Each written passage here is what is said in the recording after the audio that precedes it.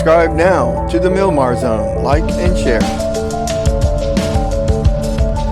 And now, the feature presentation.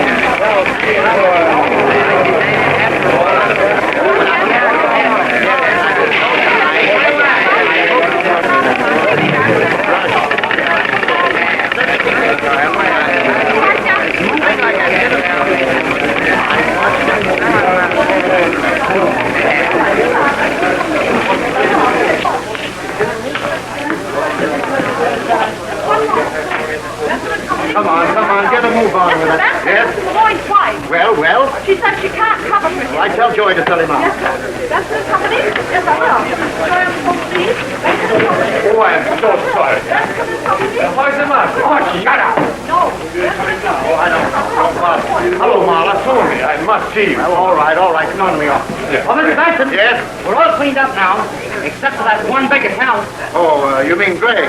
Yes, sir. What does he say of us now? 380,000. You tried to notify us?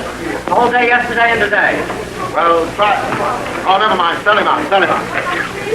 Well, you heard me. Close him out.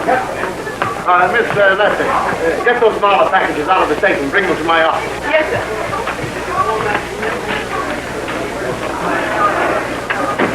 Well, I tell you, it is most necessary I get the package. All right, in a minute. Miss Lester. Oh, thank you. Well, here they are, and you have a note to me, too. Pay the note, and you get back the bill. The note's due tomorrow. Well, I cannot pay. Oh, then you don't get this or this, since you can't pay the note. Oh, Tony, are you not my friend? Sure. If I weren't, you wouldn't forge my name to this check, would you? Oh, Yes? All right, tell her I'll see her in a minute. Well, I must have this package. Try and get it. If you don't give it to me, Now, listen, you won't do anything. Who do you think I am? One of your faded widows? And I'm not very afraid of male lapdogs. Well, interesting. Hearing men fight over something besides me for a change. Miss Delroy, Mr. Moss. Hello, Delphi. Hello, Fanny. He knows you, too? What are you all at Twitter about, anyway? You, borrowed these from your meal ticket, didn't you? And she's in Paris, isn't she? Well, you better pay me somehow and return her before she gets back, hadn't you?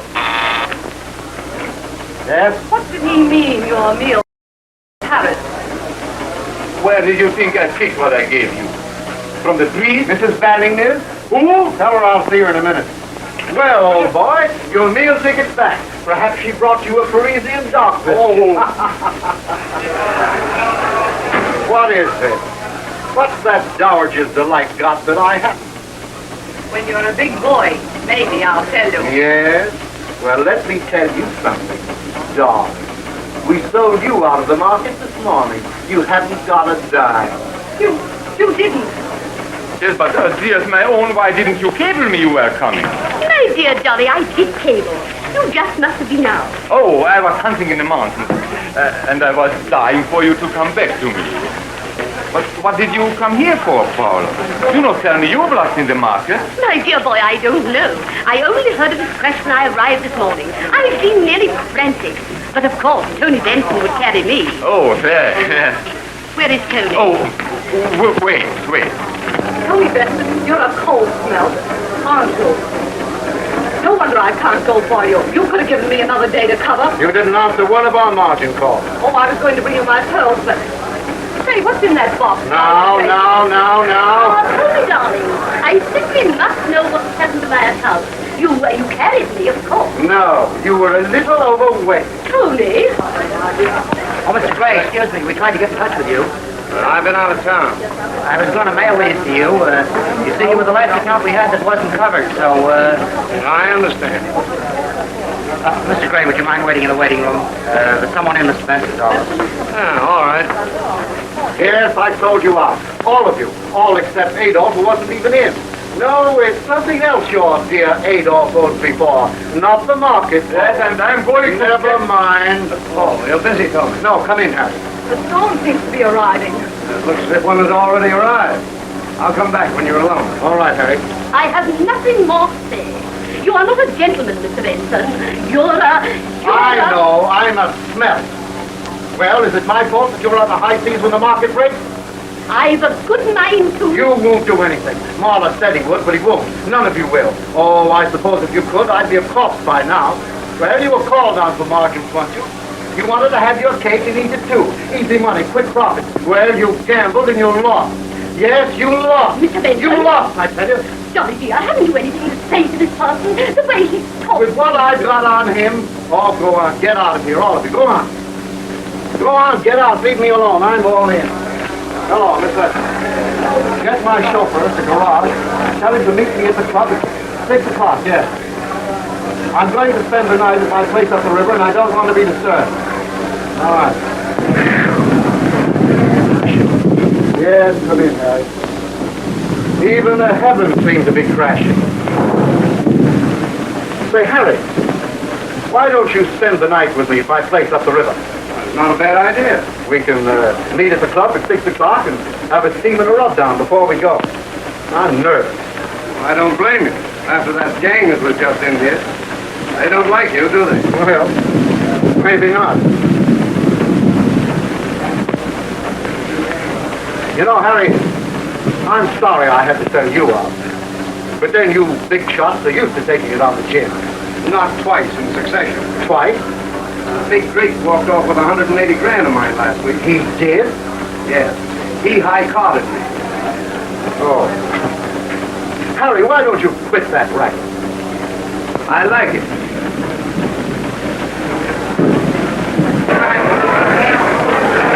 Harry, you're not sore at me, are you? I haven't made up my mind yet.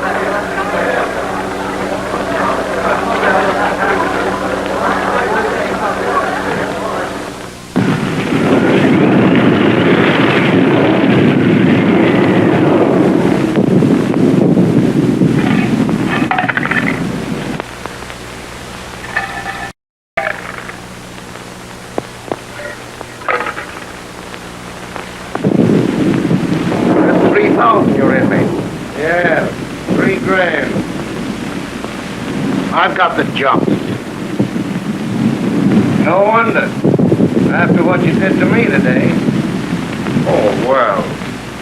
Those crybabies at the office got on my nerves. But I put a couple of 2s and 2s together, watching Delroy and Marla. Oh, let's go to bed, eh? Oh, I left my bag at your club. I'll phone for it. You'll have to rough it, though. I let the servants go for the winter.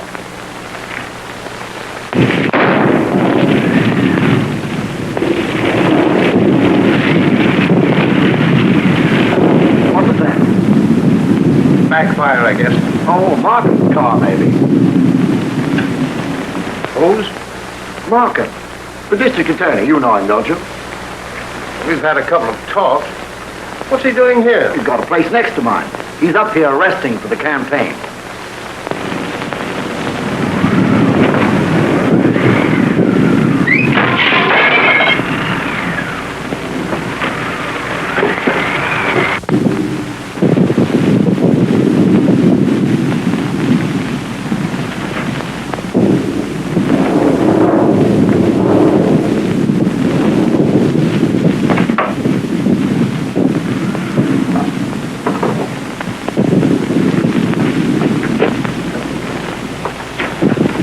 Hello, Fanny.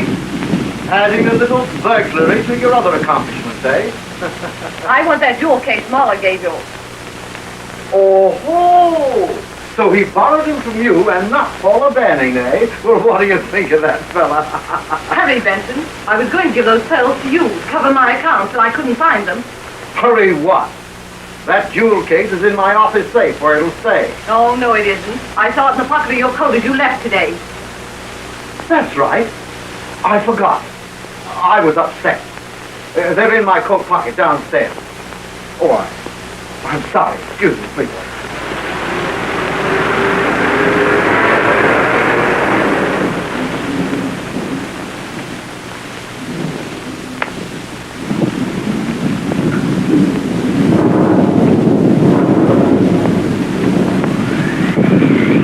Don't move.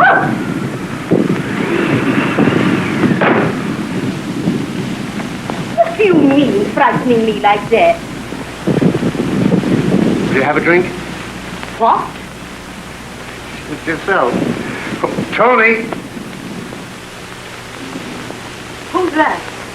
It's Gray. I'll get rid of it now.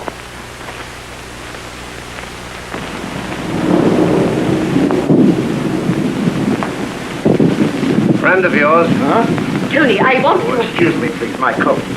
You were leaving, perhaps? What? Oh, not at all. What was the noise out back? Window blew shut. Must have been open. Tony, I must plead for my poor darling. He had no idea he was doing anything wrong when he signed that check. You were such friends. I shouldn't have let him... Then you better pay his note to me. My dear Tony, I haven't 10,000. I tell you, I've lost everything, and the banks won't advance me another cent. What are you doing here? Not, my dear Anthony, that it's difficult to get. Oh, Mrs. Potts. What? Yes, calling the kettle black. You girls ought to get together on Marla. Paula, who do you suppose he was running around with while you were in... Paula, I think you better go upstairs. Woman for posh. You for me. What's your name? Harry, to you. What's yours? Fanny, to you. Oh, Tony. Let's have a party. Huh?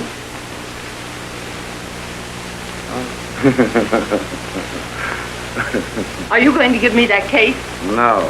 I would. Now, look here. Say, what is this? What's going on here anyway? Have you got a flashlight? Yes, there's one over here. Come on. There it is. Here, I'll go.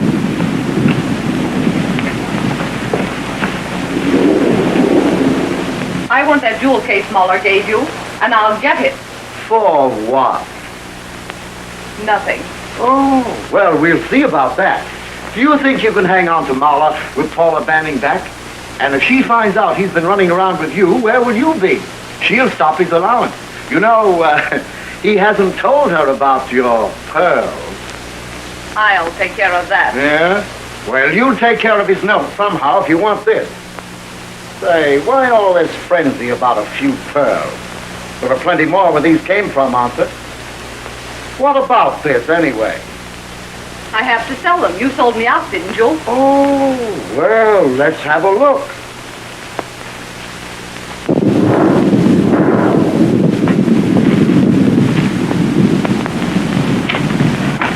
Say, listen, now, wait a minute. Oh. Salim.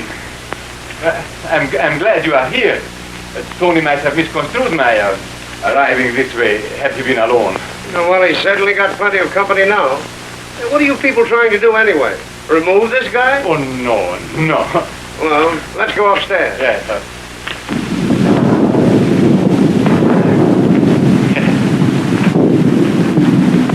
I'll tell you why I won't in 4 words. I don't like you. As if you liked all your playmaking. I've had to put up with a lot of you big businessmen to get somewhere. But now I'm there. I'm putting up with the ones I pick. And I told you a year ago I wasn't picking you. Your eyes are too close together, get it? And let this sink under that toupee of yours.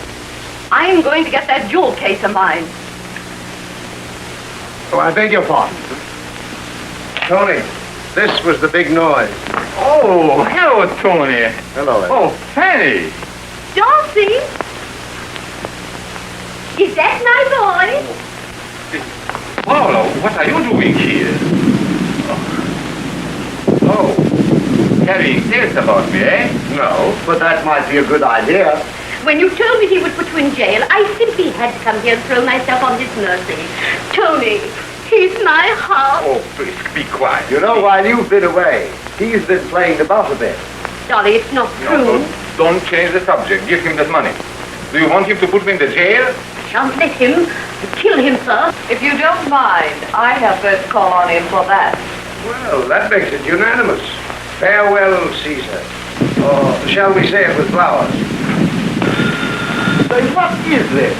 Must be my birthday. Oh, Marcus, come in. I just dropped by. Oh, I beg your pardon. That's quite all right. Come in.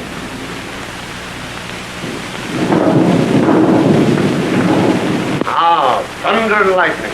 Enter the villain. How are you, Mr. District Attorney? Hello, Gray. Miss Delroy, Mr. Markham. And Mr. Marler. Excuse me. You'll have to put me up for the night. I punctured a tire. Plenty of room. Thanks. Gray, you must be behaving yourself. The newspapers haven't accused you of anything for months. I can't imagine what you're talking about. No. Say, Benson, I want to talk to you about the market upset. I suppose there'll be some trouble, and I think you can give me the advice I need. Let me take your call. No, thank you. I have a friend waiting up. By the way, Gray, he'd like to meet you. You mind if I bring him in? Not at all. Thanks.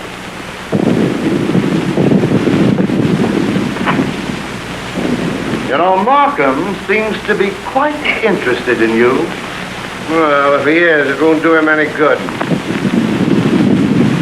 Paula is so upset. You don't mind if she lies down for a moment. I shall prepare her something. Sure. We've all been too excited anyway. There you are, Gray.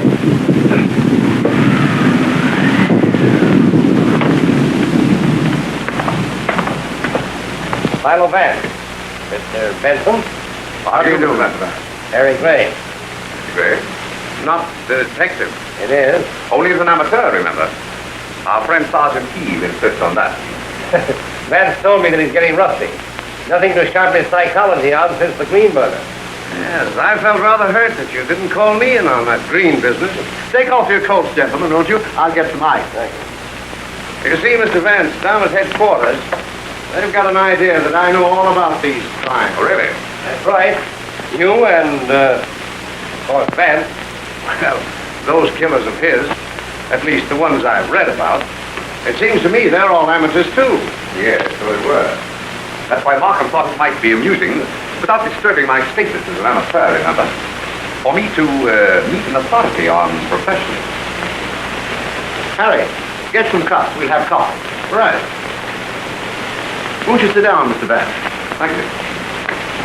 Benson, did the market hit you? Well, you never heard of a bootlegger drinking his own stuff, did you? Strange you two should drop in here this evening on top of everybody wanting to murder everybody else. Market, of course. Oh, we need another bottle. Well, I'll get it. Oh, here are the keys. And by the way, be careful of that burglar alarm in the cellar. I think that burglar alarm would interest you, Mr. Vance. So?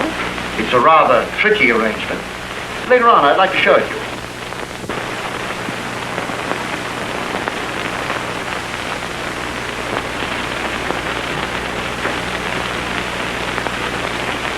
It's not in his room. It must be still in his pocket. I'll get it. I'll make him give it to me. Quiet, be quiet.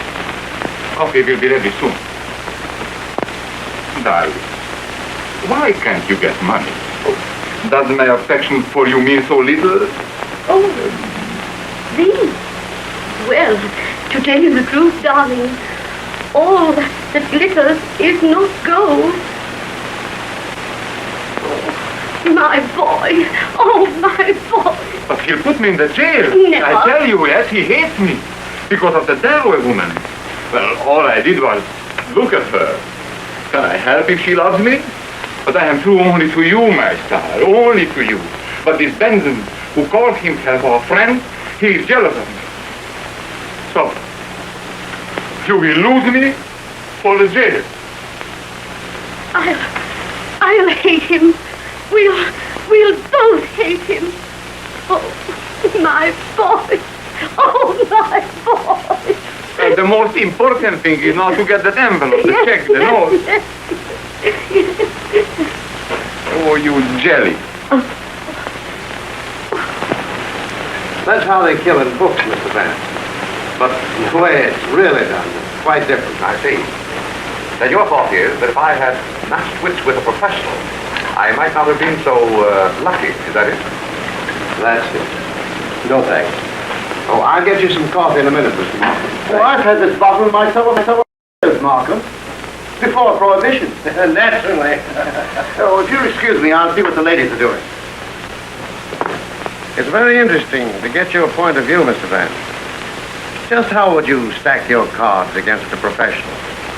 Well, it's my theory, Mr. Gray, that the only infallible method of determining human guilt is by analyzing the psychological factors of the crime and then applying them to the individual.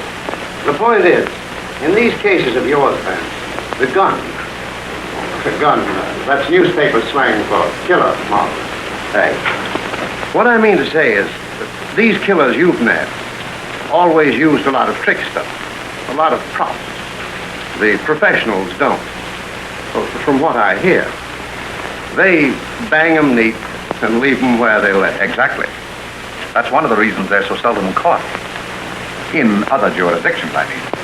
You mean to tell me that you'd ignore all tangible evidence of the crime? Not ignore it, no, but neither would I accept it for gospel on its face value. Well, I'll make that coffee.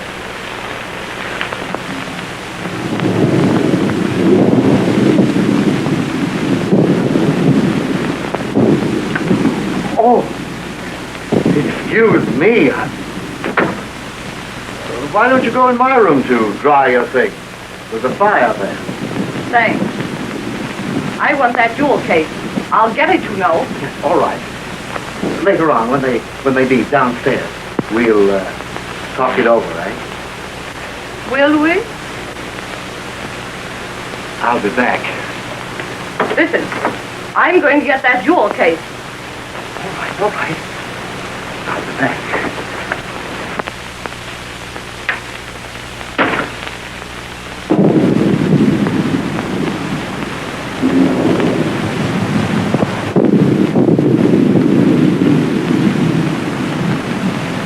Juries have to depend on circumstantial evidence, Markham. They can't understand any other kind.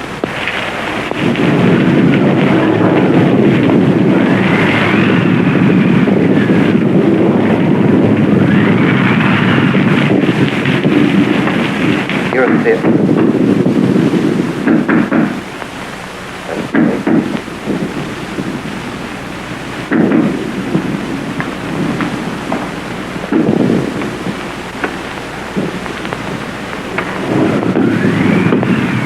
Well,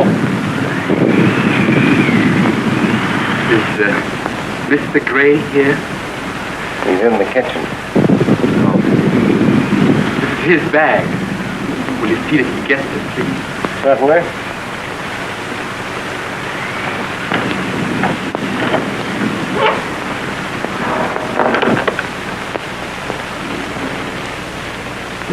What do you suppose he has? Oh, this came for you. My bag. Thanks. What's in it, Gray? Pineapples? You know, that's newspaper slang for bombs, Mr. Gray. Thanks. Get back to our conversation, Vance. How do you think you'd come out with one of these bang 'em and leave 'em lay killings that we were talking about? By a professional, you mean? Exactly. Well, it might be rather interesting. Have you anything in that line, Markham? Talk to Gray. Well, I seem to have quite a reputation in this town. For the killing? Well, perhaps something could be arranged. Splendid.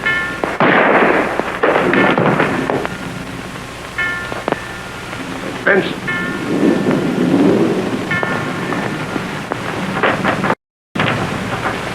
Nothing here. He's dead.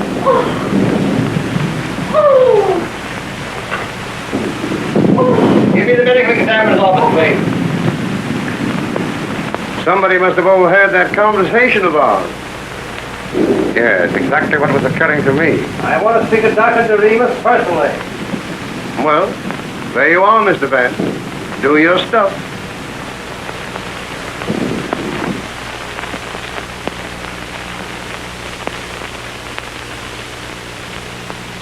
Well, that's that. Yeah. The dawn coming up like thunder across the Hudson outside the lodge exposed the cold body being kept warm by a steamer run. Hurry up with that phone and give me a match. The first to arrive on the scene was the brains of the homicide squad. Sergeant E. for Edward. Ernest. Sergeant Edward Heath. Or as I nicknamed him in one of my more brilliant moments, Edward Sleuth. So as everybody would know he was a detective. I'll can that stuff. Now listen, whenever I've got anything to give you, Scribe, I'll tell you. Yeah? Who's going to tell you?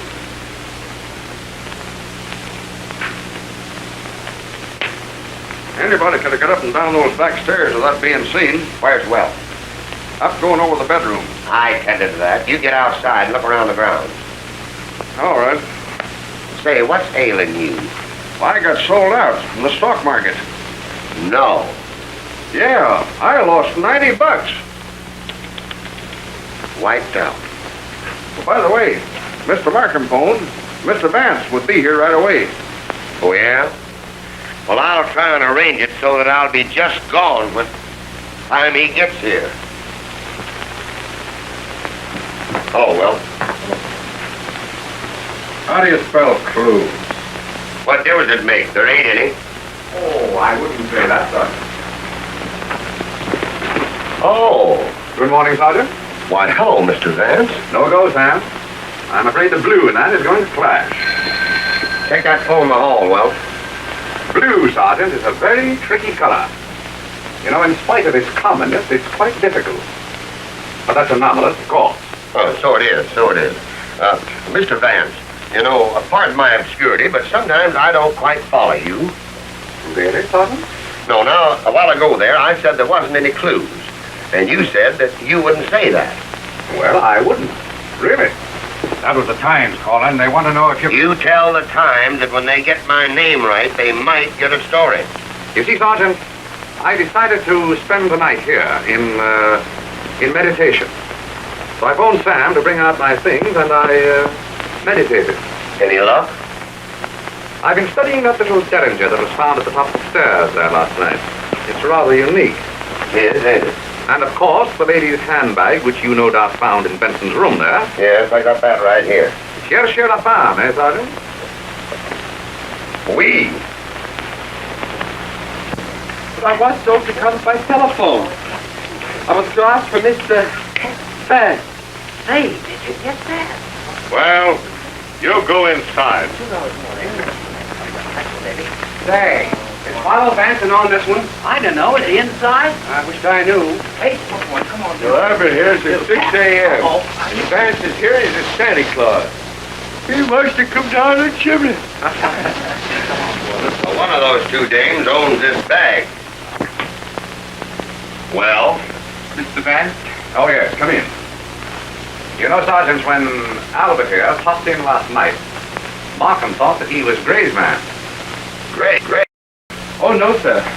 As I explained to Mr. Vance when he called me up this morning, Mr. Benson was my employer. He telephoned me last night to bring Mr. Gray's bag from the club. What's your name? Albert Brecker. The medical examiner's here. Show him up. And you stick around. Thank you, sir. Well, another dizzy dame to do some jury vamping, I suppose. Sergeant, whether any woman was in this room with Benson immediately prior to the murder. That's what I wanted Albert for, to verify. Good morning, Sergeant. All right, now. Bless my soul, Mr. Vance. Why, I haven't seen you since we laid the Greene family to rest. Right. There was a lovely murder case for you, Sergeant. Bless my soul, yes. I was there. Well, hop at the body, Doc. Certainly. Have one of your men give me a hand, please. Surely. Oh, I'm sorry I wasn't here last night. Wedding anniversary.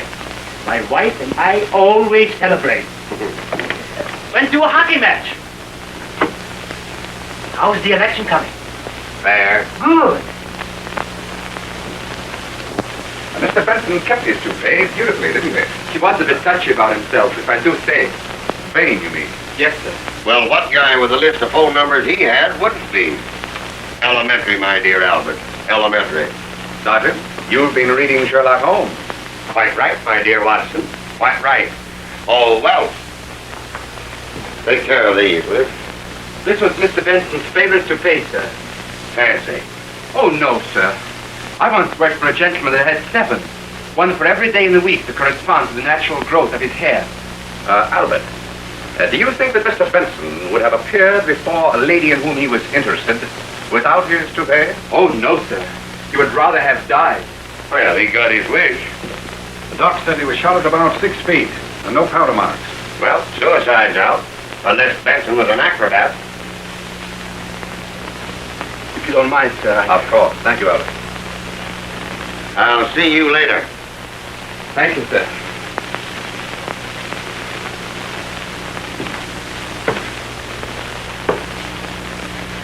You know, Mr. Vance, this is the kind of a murder that the public likes. Have you any suggestions? You know, you might have. You were here when it happened. Well, Sergeant, after a night of meditating on what happened before the murder, I have suggestions no end. Oh, Burke's got something out front, Sergeant. Be right down. Oh, Mr. Markham told me about the stuff Harry Gray was saying to you. Like he was leading up to the shooting to kind of try you out. The nerve of that gorilla. What's Gray's history? Well, he's suspected of a lot of things. Ever been convicted? Too smart. Just what is his racket? Well, rumor has it that he's the big shot in a bootlegging ring. You know, I still don't like the way he talked to you. Had to use the kitchen table. Killed about midnight. Direct fire into the heart. A weakling shot and never knew what hit him. Bless my soul, no. Well, he must have seen the guy. Come and have a look at the bullet. Most interesting. I'll be right with you. Come on, let me... Never mind. Sergeant. Yes? One of the boys found this in the bush. I had it in my hand In when... your hat. In here, Jim. Yeah, all right. Come on, give us a break. Let's see it. Oh, quiet down, will you? What was it?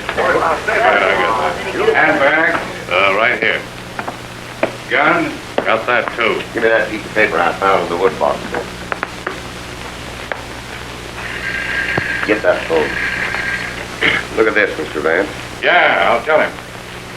It's an empty jewel case that we found in a bush outside. Been thrown out the window. Last night, maybe. And here's the paper it was wrapped in that I found in the wood box right there. It's marked Mahler. Interest to us later. Yeah, I'll tell him. But, Mr. Vance, with the election coming up Tuesday and the papers riding us the way they are, I've got to have something now. Well, what about that small puddle of blood on the second step from the top there? Hasn't that any particular significance to you? Oh, Sergeant, they've picked up Delroy down at the Grand Central. He's trying to beat it out of town. Delroy. Yes? I'll be right down. Mr. Vance, your car is here. Thank you. Together, well. You okay? Say, Mr. Vance, who did this? The Four Marx brothers. Give us a break.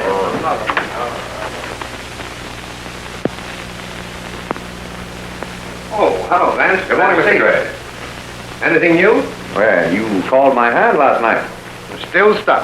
I'm afraid I took up that challenge of yours to solve a murder by a professional too soon. This was no professional job. Oh, Albert, that door. Thank you. Everybody there, including me, threatened to kill Benson. They were all saw at that financial genius. What's the matter? Albert, get that door.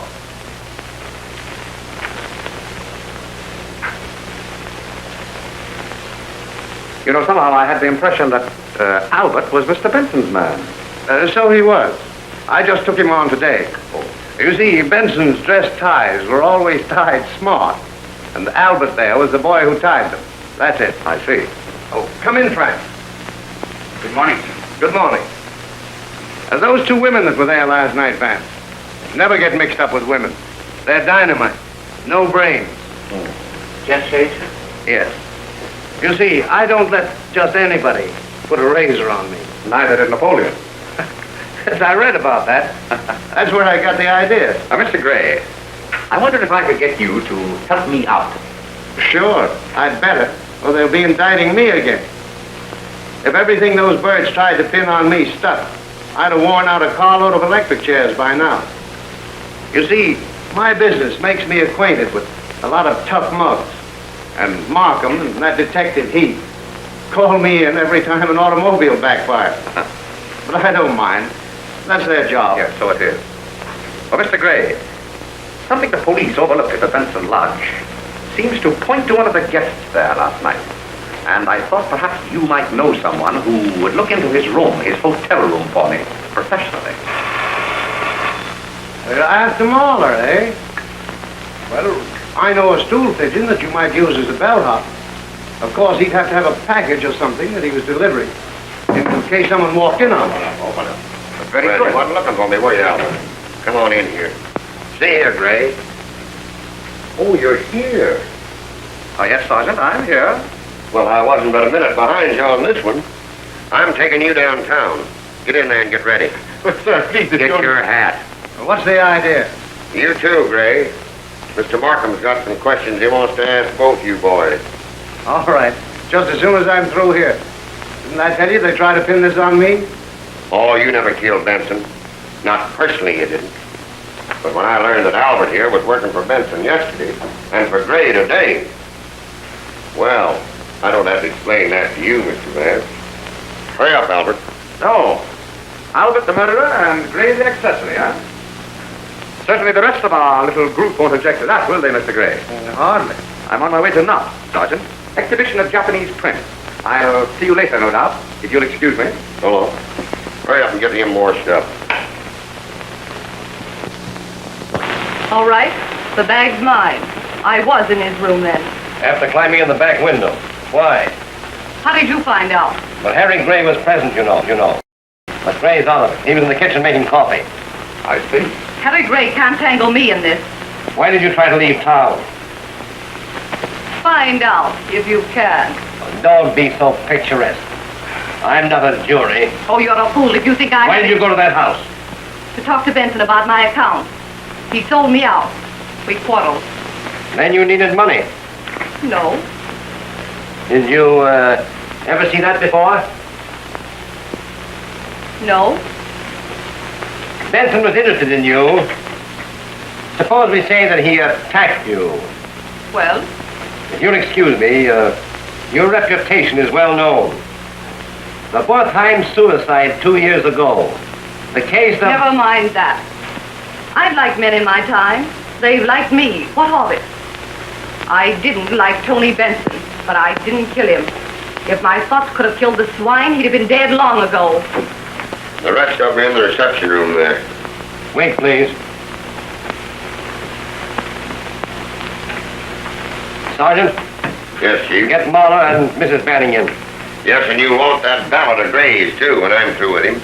You know, Chief, there's something funny about... Never mind that now, Sergeant. Delroy seems upset. I don't wonder. You barked at her. You shouldn't bark at the ladies, old man. Oh, I'm busy. This is not the only case in New York, and you're not helping me any. You're more flippant than usual today. Well, this was a particularly flippant murder, Markham.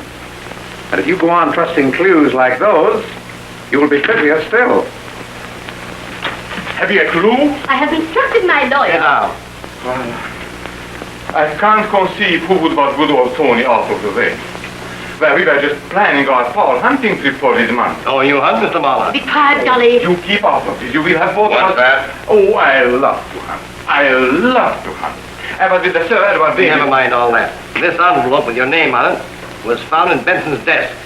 It contains 3 very interesting documents. Then it was useless. He didn't have it with him. What was useless? The first is a canceled check of Benson's made out to Adolph Mahler for $10,000. Oh, The second is a confession signed by you admitting this check to be a forgery. And the third is a note for $10,000 made out to Anthony Benson, signed by Adolph Mahler. yes. Oh, I should have mentioned those things before.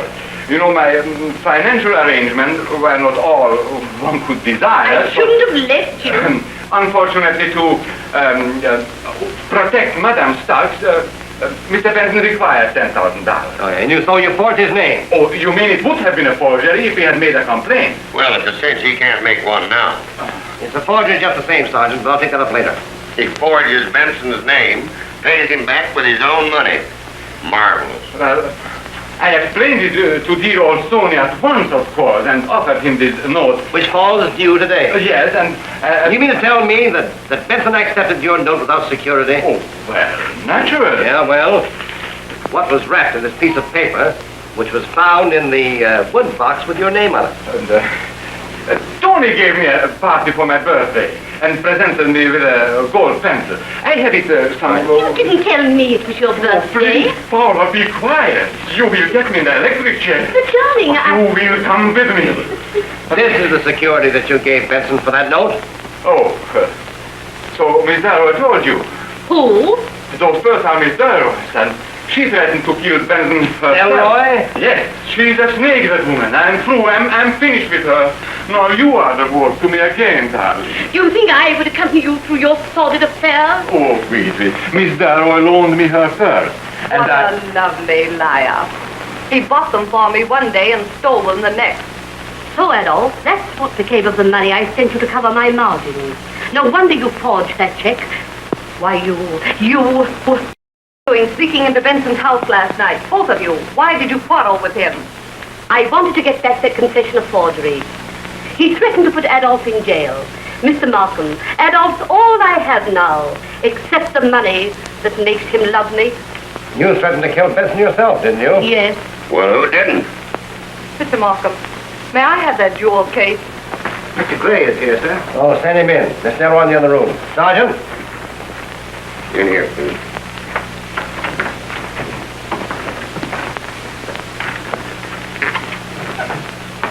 You through with my ballot yet? We are not. In a minute, Gray. Well, Mr. Detective, the newspaper boys are certainly having a lot of fun with you for being on the scene of the crime last night. They don't seem to take your presence at the scene of the murder quite so humorously. No one ever laughs at me. They used to when I was a kid. But I taught them not to. But you, Philo Vance, the famous amateur detective, to be in on the draw and then raised out. How do you stand it? Perhaps I haven't completed my draw. I'll see you later, Gray. Why not? I'm used to that, Markham. Vance, Delroy is bluffing. Did you notice that she didn't even ask if her pearls were still there? No, because she knew they weren't. Because she got them. Oh? She tried to leave town, didn't she? Where was she going, do you know? Yes, Boston. Oh, Vance, I'm tired. I'm tired of all these human passions and lies and... You don't suppose they'll beat us in the election Tuesday, do you? Solving this case won't lose you any votes. Well, I have solved it. Sergeant, these complications, Mahler and Mrs. Banning and that fool Ballard simply obscure the direct evidence against Elroy. Yes, Chief. Sergeant, Exhibit A, B, and C versus Fanny Delroy. Label them to the grand jury. I am going to ask for her indictment this afternoon. On that evidence? Vance, I may not know Japanese art, but I am still District Attorney of New York. Defense counsel in the McGuire case, sir. You'll have to wait. Are they to be detained here? Sergeant, turn Miss Delroy over to the custody of a matron. Yes, sir. Have Miss O'Brien over at Chief's office right away. Yeah. Don't make a mistake, old man. You can't afford to. If you'll show me where What I... I'd like to show you are some bits of stringy fuzz across the front of Benson's waistcoat. You have that waistcoat, of course. It's in the medical examiner's office. What's that got to do with it? Have I ever let you down? Well, no. Well, suppose we take a look at that waistcoat then. All right.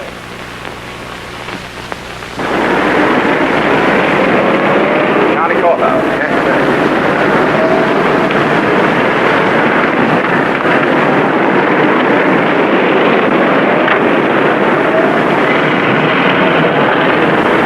This looks like a wild goose chase to me. Suppose you turn east at the next corner. Oh! I'm shot, Vance. Stop the car. No, my apartment, quick! That shot was not for me, Markham. I had a silencer on that gun.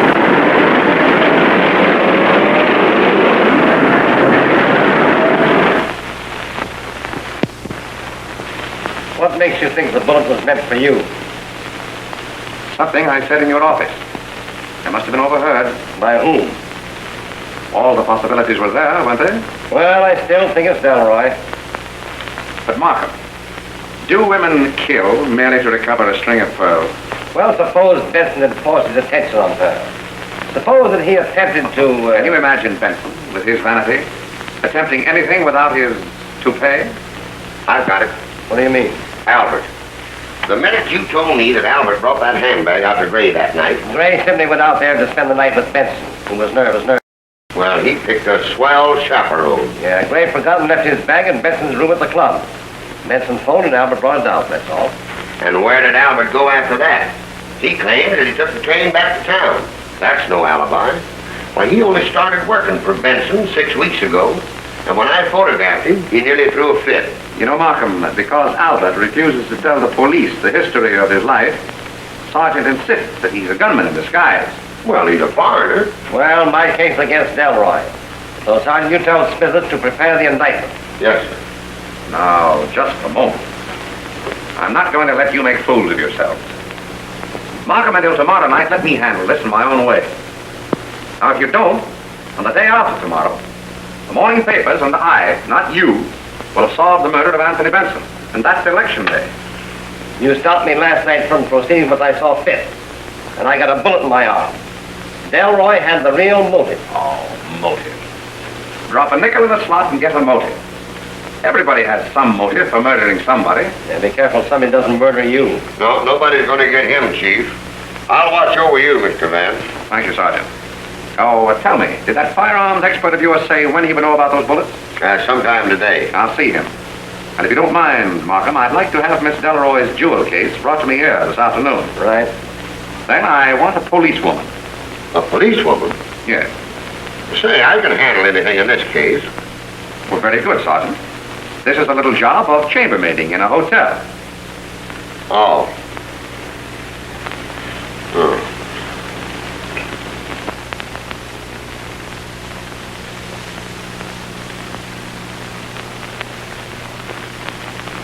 This is the bullet that killed Benson. The rifling marks on it correspond exactly with the rifling on the inside of the barrel of that gun you picked up after the murder. This one is the one that hit Mr. Markham.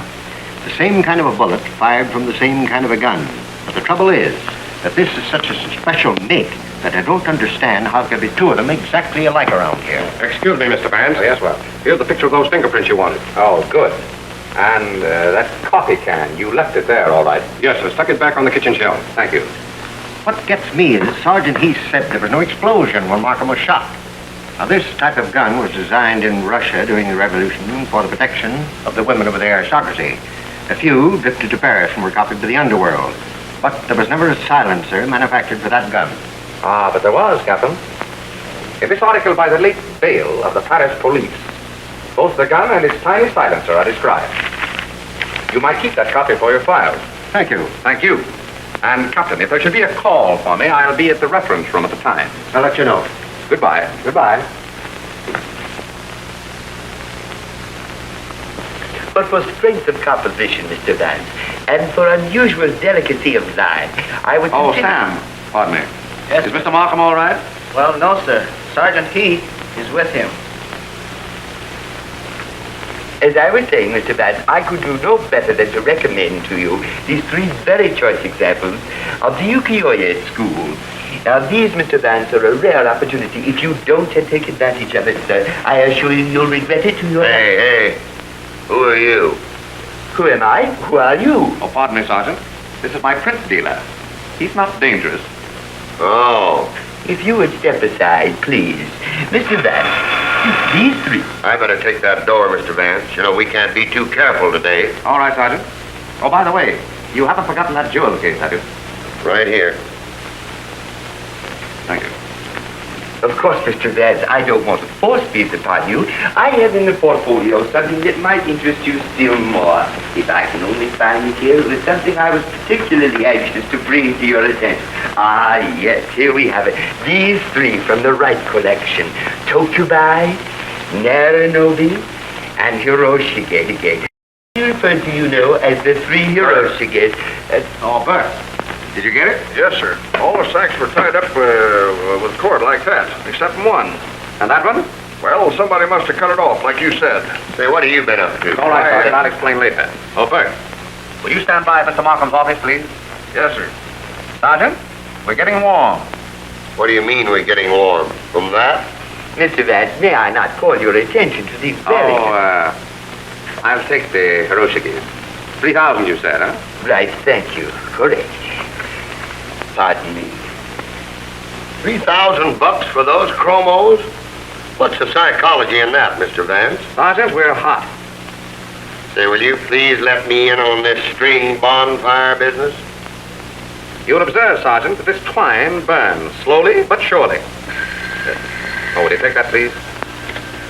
Yeah, no, heat. Oh, she has. Good. Yes, Sergeant. Mrs. Banning's confessed. Slowly but surely. It was to protect Adolf. I went to Benson's room. I pleaded with him. He had the jewel case, so I thought he must have Adolf's confession of forgery and his note, too. Benson laughed at me. There was a gun on the table, so I shot him. He went to the door to call, and then he fell. And where was Mr. Marlowe? In one of the guest rooms. Oh, I swear to you, Mr. Marlowe is innocent. Mrs. Banning, Yes? have you a hairpin? What? A hairpin. Why, yes? May I have it?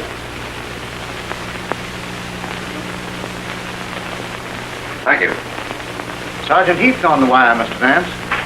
Is there anyone in the reception room? No, sir. I'll take it there.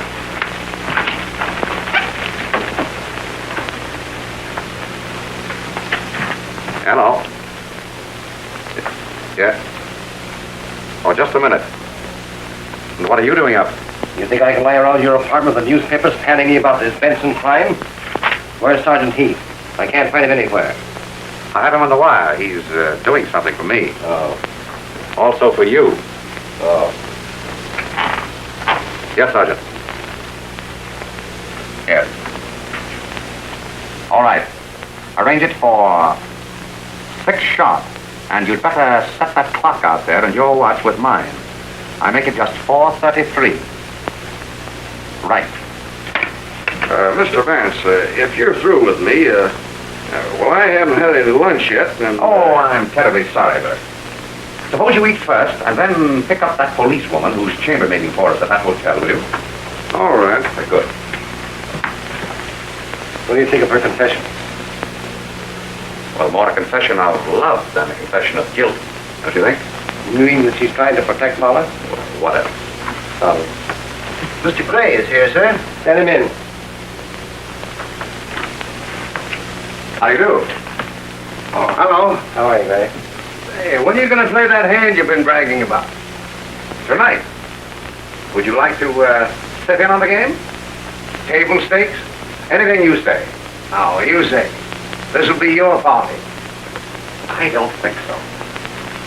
Markham, I'd like to have all our little group at Benson's Lodge in 1 hour.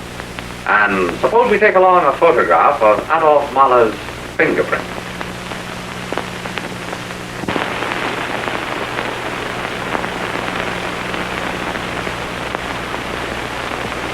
I understand, Vance. I know what you mean, yes. Mahler, you mean to tell me that you were just sitting up there alone when the gun went off? How do you know it was?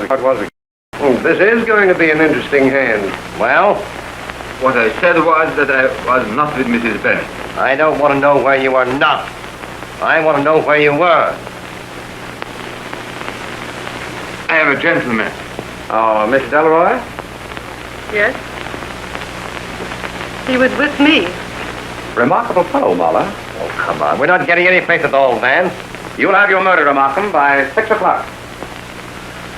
I can't stand much more of this. If you've got anything on me, say it. This is a rather unusual jewel case of yours, Miss Delroy.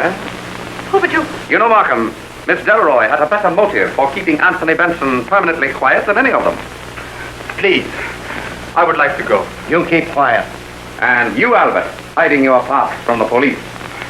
I was afraid. I don't blame you. Albert's wife is looking for him. He left her in Chicago recently without giving notice, you might say. How much longer is this comedy going to last, Vance? In 10 minutes, Markham, it won't be comedy. For one of you, it isn't now, is it? But why give me a ringside seat to this seance? If any of you comics have got an idea that I had anybody bump Benson off... You certainly had motive enough, didn't you? What motive? Simply matter-of-fact revenge for having sold you out on the market. You, the illustrious Harry Gray, the big shot. Vanity and arrogance, Markham, usually motivate the behavior of the intelligent gunman. Gunman? Look here, but you were with us here when the shot was fired and the body fell. And just before that, I was in the kitchen making coffee. That's right, I remember. I remember that it was very overboiled coffee. It must have been on the fire a long time, wasn't it? Ray couldn't have made the coffee that night. I made it for Paula. I wouldn't call me a liar if I were you. Adolf Mahler made the coffee. And if Marla did make it, Markham, Mr. Gray was out of this room some 5 minutes. Doing what? You're dealing. Don't ask me. I'm not. I'm telling you. Mr. Gray didn't make the coffee that night, you know. Who says I didn't? This photograph of the only fingerprints on that freshly unwrapped can of coffee, and this one of your prints, Marla, prove even to a jury, Markham, that only he touched that coffee can. Oh, stop this. When they took the prints of my fingers this afternoon, I knew you had suspected me. If you are going to accuse me, do it. Oh, this is getting tricky. Oh, two-handed poker isn't so very tricky, do you think? Mr. Gray, just what were you doing while Markham and I sat here that night, and Albert came in so mysteriously with your handbag? You tell me. Charm. You crept up those back stairs, tapped on Benson's door. He was changing his collar. You remember, Markham, how it bothered him? Walked in and shot him dead. With one of those imported derringers and silencers of yours. Silencer? That's a hot one. You heard the shot while I stood here with you. The shot that killed Benson was silent. No one heard it. Just as no one heard the shot which you fired at me, Gray, and which wounded Mr. Markham. Here at the lodge, however, you arranged for a second shot to explode as Benson's body came tumbling down those stairs. Oh, and I suppose the body waited up there for the second shot. Exactly. You arranged that, too.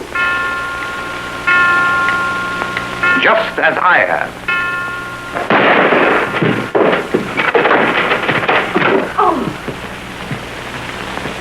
Sir Dummy, Bert. Yes, sir. Supported at the head of the stairs by a piece of twine of the same kind that Mr. Gray cut from a sack of liquor in the basement that night. The twine was caught to Benson's body and looped around a newel post at the head of the stairs. I knew that the body must have been there for several minutes. And how did you know? Because if Benson had been shot immediately prior to him down the stairs, there couldn't possibly have been that puddle of blood on the second step from the top, could there? Very interesting. But where were all these people while I was doing this Houdini stuff? Do you think I'd take a chance of being walked in on like that? But what chance were you taking after you saw that Mrs. Banning was resting on the bed in her room? How did you know that? Your hairpin, Mrs. Banning. Thank you. It exactly matches this one, which I found on your pillow up there that night. From the impression of your figure on the bed, you must have been resting there for some time, weren't you? Yes. I was lying there when the shot was fired. Oh, all right. But what about Delroy and Marla? Miss Delroy has already told us. But he told us it was with her, discussing pearls, I should think. Mr. Mahler had considerable explaining to do, if you'll remember. You listened outside their door, and what you heard convinced you that they would remain there for several minutes at least. But how could he have timed the shot? As I just did with the dummy. There's another of Benson's cartridge burglar alarms like this one. You used the one Benson had stuck in the door of his storeroom. You got it when you went down to the cellar that night. After you had made sure that you would not be interrupted by Mrs. Banning and the others, you hung the body and the alarm on that twine up there.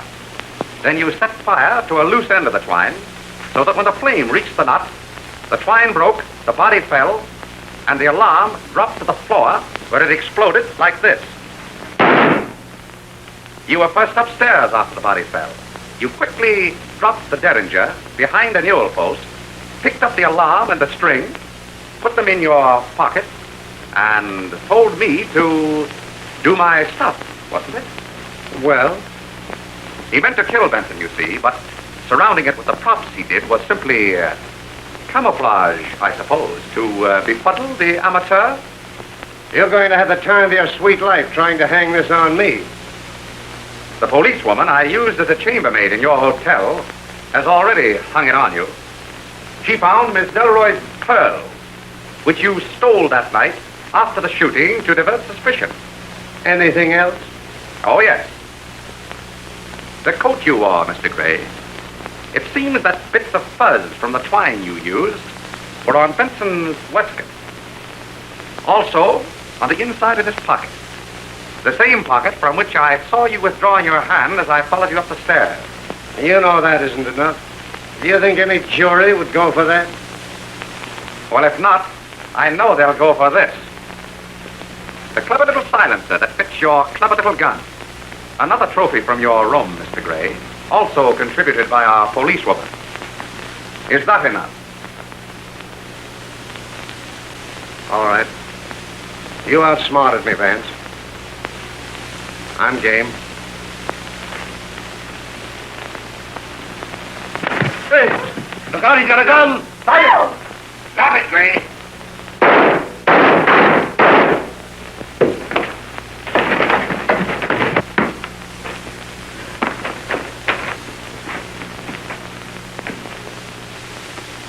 Well, Mr. Vance, I told you I'd watch over you. Thank you, Sergeant. That baby put 3 slugs mighty close to me. I better call the doc. I'll wait outside. I haven't been feeling very well. All right. I'll take care of you, Dolly, dear. Bert, get that coat and cover him. Yes, sir. That's you, Doc? This is Sergeant Heath. I'm out at the Benson Lodge. There's been another murder. I mean, shooting. I did it. Okay. Mr. Vance, may I have the jewel case now? Oh, of course. And don't worry. No one else knows about your daughter. Thank you. I was going to her when they caught me leaving town. If Benson had found this, he would have held it over me, threatened to tell my little... But I am. Thank you, Mr. Vance, for not telling them about her.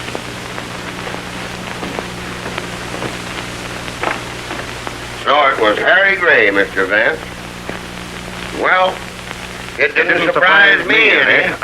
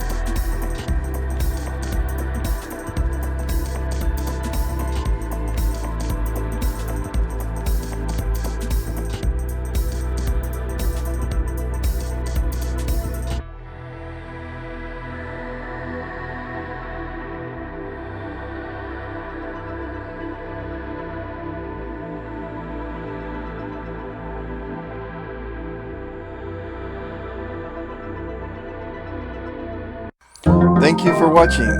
Please subscribe now to the Milmar Zone. Like and share.